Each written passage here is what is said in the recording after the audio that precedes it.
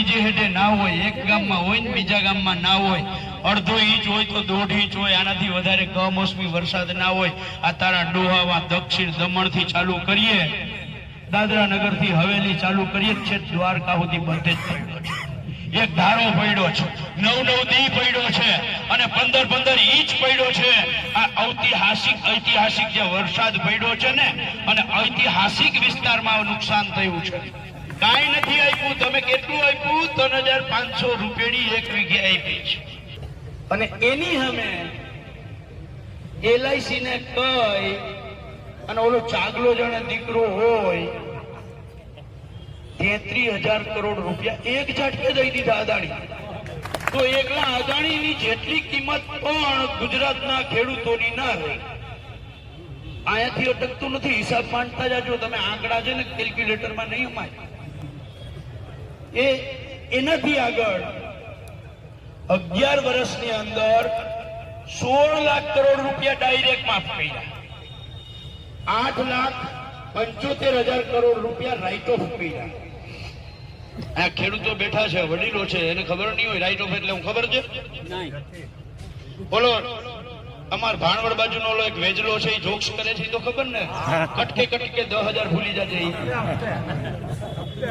હપ્તે ભૂલી જાજે, વેજો એ ખબર છે ને. બસ આ એવું જ છે કે જેને ભૂલી જવાના છે, એટલે કે હવે આવવાના નથી. હપ્તે ભૂલી જવાના કંપનીઓ આગળથી સરકાર. એટલે 16 લાખ કરોડ રૂપિયા ડાયરેક્ટ સીધા માફ કર્યા. 8.75 લાખ હપ્તે ભૂલી જવાની શરતે માફ કર્યા. અને એનાથી આગળ રમત જોઉં કપાસની, જેમ હમણાં ડ્યુટી તમને ખબર છે ને, આયાત ડ્યુટી નિકાસ ડ્યુટીમાં ફેરફાર કર્યા. આપણે હાવ રંડાઈ જાય એવી હાલત કરી નાખી. આપણે માર પડે સરકારની નીતિઓમાં. અને ઉદ્યોગપતિઓનો કોર્પોરેટ ટેક્સ જે હતો 30%, આ 30% થી ઘટાડીને 22% કરી દીધો. આ 8% કોર્પોરેટ ટેક્સ ઘટ્યો, એના કારણે 4 લાખ કરોડ રૂપિયા. કેટલા? 4 લાખ કરોડ રૂપિયા દર વર્ષે કોર્પોરેટોએ સરકારને ઓછા દેવા પડ્યા. 11 વર્ષનો હિસાબ કરો કેટલો થાય?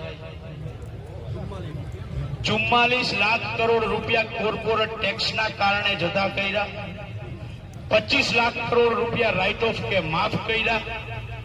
ટોટલ 69 લાખ કરોડ રૂપિયા આ સરકારે 5-25 ઉદ્યોગપતિઓની ફેવરમાં જતા કર્યા. એની સામે ગુજરાતના 56 લાખ ખેડૂતોનું માત્ર દેવું 96,000 કરોડ છે, તો હું કામ માફ ના કર્યું?